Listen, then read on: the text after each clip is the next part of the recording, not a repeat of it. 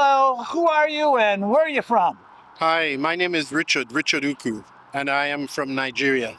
Fantastic. And what do you do? I work as a consultant to the African Development Bank in Côte d'Ivoire, Abidjan, Côte d'Ivoire, or Ivory Coast. Right. And have you noticed any climate that is also on the Atlantic, on the other side of the Atlantic? And have you noticed any climate change, or let's say difference in the climate since you were a kid till Oh, since now? I was a kid to now. Well, that was a long time. That was a long time ago. I would say I have. I mean, even in the last few years, we can see signs of climate change with the floods, the torrential rains that we're seeing in different parts of the world. I mean, we had so much of Pakistan, the nation of Pakistan, underwater recently. In Nigeria, my own country, we saw the direct effect of floods, the effect of climate change. Just a month or two ago, and in other parts of the world as well. So yes, I think we do see demonstrable signs of climate change from one part of the world to the next.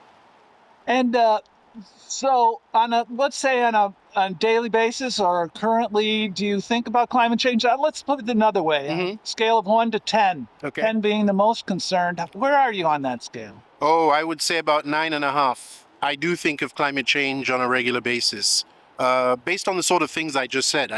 Examples I just gave.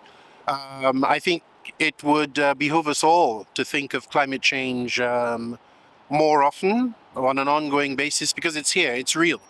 And that is the final question. What about the future? Should we be optimistic, pessimistic, hopeful? Is there anything we can do? Yes, there is a lot that we can do individually, collectively, as nations of the world community. We just need to change our ways, change our habits, the way we use the natural resources that are given to us. I mean, fossil fuels, the way we use fossil fuels, for instance.